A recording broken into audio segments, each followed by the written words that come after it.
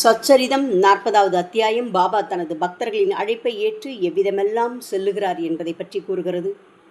சில சமயம் புகைப்பட உருவத்தில், சில சமயம் களிமண் பொம்மை வடிவில், சில சமயங்களில் தானே சுய வடிவில் தோன்றினார் பாபா. எதற்காக அவர் தோன்றினார் என்றால், சிந்தாமணி கேட்பதை கொடுக்க தோன்றும், கற்பக விருட்சம் மனதில் நினைத்ததை கொடுக்க தோன்றும், காமதேனு நாம் ஆசைப்படுவதை தந்திட தோன்றும். ஆனால் குருவாகிய தாயோ நாம் நினைத்தே பார்க்க முடியாதவற்றையும் அருள் செய்ய தோன்றுகிறார். தன்னுடைய பக்தன் தன்னை நோக்கி வேண்டுதல் வைக்கும் போதே அவனிடம் வர அவர் பிரயத்தனப்பட்டு விடுகிறார் என்பதையும், உரிய சமயத்தில் அவனிடம் அவர் வருகிறார் என்பதையும் பல அனுபவங்கள் மூலம் நாம் அறிகிறோம். உதாரணமாக ஒரு சம்பவம். வி தேவ் என்ற தாசில்தார் உத்யாபவன் என்ற ஒரு நிகழ்ச்சிக்கு ஏற்பாடு செய்கிறார். உத்யாபவன் என்றால் ஒரு விரதத்தின் நிறைவு நாள் விழா என்று பொருள். ஒருவர் ஒரு வேண்டுதலை வைத்து பிரார்த்தனையை துவங்குவதைப் போன்றே அதை ஸ்ரத்தையாக முடிக்கவும் வேண்டும். அப்பொழுதுதான் விரதத்தின் முழு பலனையும் நாம் பெற முடியும் என்பது ஐதீகம். இந்த உத்யாபவன் கடைசி நாள் நிகழ்ச்சியின் போது அன்னதானம், வஸ்திரதானம் உட்பட பல தானங்கள் நடைபெறும். தங்களது பூஜையை ஏற்றுக்கொண்ட கடவுளுக்கு நன்றி கூறுவதோடு தாங்கள் செய்த குற்றம் குறைகளை மன்னிக்க வேண்டுவதும் அன்று நடக்கும். அன்றைய தினம் சிறப்பு ஹோமங்களும் பூஜைகளும் நடக்கும். இதுதான் உத்யாபவன் பூஜையின் சிறப்பு. இந்த நாளில் ஊரின் முக்கிய பிரமுகர்கள், உறவுக்காரர்கள், தெரிந்தவர்கள், மகான்கள், பிராமணர்கள் என யாவரையும் அழைத்து விழாவை சிறப்பிப்பார்கள். இந்த விழாவுக்கு வருகை தந்து தன்னையும் தனது தாயாரையும் ஆசீர்வதிக்க வேண்டும் என பாபாவுக்கு ஒரு கடிதம் போட்டார் வி தேவ். நிச்சயமாக நான் அந்த விழாவுக்கு வருவேன், வரும்பொழுது இருவரை அழைத்து வருவேன் என்று பதிலுக்கு கடிதம் எழுதினார் பாபா. இதனால் விழா அன்று பாபா எந்த வடிவிலாவது வருவார் என்று தேவ் எதிர்பார்த்து கொண்டிருந்தார். விழா நடந்து கொண்டிருந்தது. விருந்தினர்கள் பலர் வந்தார்கள். தனக்கு தெரிந்த சன்னியாசி ஒருவரும் அப்பொழுது அங்கே வந்தார். தன்னிடம் பணம் கேட்க அவர் வருவதாக தேவ் நினைத்தபோது, இன்றைக்கு நான் சாப்பிட வந்திருக்கிறேன் என்றார் சன்னியாசி. இப்படியாக எல்லோரும் வந்தும் பாபாவை காணவில்லை.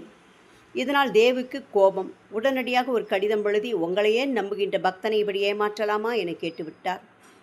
உடனே பாபா பதில் கடிதம் எழுத சொன்னார். அதில், நீ கூப்பிட்டாய், நான் வந்தேன், பணத்திற்காக நான் வந்திருப்பேன் என முகம் மாறுபட்டு என்னை நீ பார்த்தாய். நானோ உணவுக்காக வந்திருப்பதாகவும் என்னுடன் வேறு இருவரை அழைத்து வந்திருப்பதாகவும் சொன்னேன். நீயும் போய் சாப்பிடுங்கள் என்றாய். பின் தாம்பூலமும் கொடுத்தாய். அவ்வாறு இருக்க நான் வரவில்லை என குற்றம் சாட்டுவது ஏன்? என்னை அடையாளம் கண்டுகொள்ள முடியாதவன் என்னை ஏன் அழைக்க வேண்டும் என்று அந்த கடிதத்தில் எழுதியிருந்தார். இதோ பாரும், என்னுடைய வாயிலிருந்து வெளிப்பட்ட வார்த்தையை காப்பாற்றுவதற்காக என்னுடைய உயிரையும் கூட கொடுப்பேன். என்னுடைய வார்த்தை என்றுமே பொய்க்காது என்றார் பாபா. சச்சரிதத்தில் பாபா சொன்ன சொல்லே நமக்கு வேதம், அதுவே மந்திரம். இதை பற்றி கொண்டால் இன்னல்களை கடக்க அது உதவி செய்துவிடும். தெரியாதவர் வடிவில் வருவார் என எதிர்பார்த்தால் தெரிந்தவர் வடிவிலும் வருவேன் என்கிறார் பாபா. நானா சாந்தோர்கர் ஹரிச்சந்திரா மலையின் மீது ஒரு தேவி கோவிலுக்கு நடந்து கொண்டிருந்த போது வறண்டு தாகம் எடுத்தது. அதற்கு மேல் ஓரடி கூட வைத்து நடக்க முடியாத நிலைமை. பாபா ஒரு வேடுவன் வடிவில் வந்து தண்ணீர் அங்கு எங்குள்ளது என்ற இடத்தை காட்டி அருளியதை நீங்கள் படித்திருப்பீர்கள். உபாசினி மகராஜ் சமைத்தபோது கருப்பு நாய் புலையன் வடிவில் பாபா வந்ததை பார்க்கிறோம். தபோல்கல் வீட்டுக்கு புடைச்சிற்பமாக வந்ததை நாம் படித்திருக்கிறோம். ஷாமா காசிக்கு போனபோது அங்கே ஒரு வீட்டில் பாபா ஃபோட்டோ இருந்தது. உனக்கு முன் நான் காசியில் இருப்பேன் என்றார் பாபா. அதாவது ஃபோட்டோ வடிவில் வந்திருப்பதை அறிகிறோம்.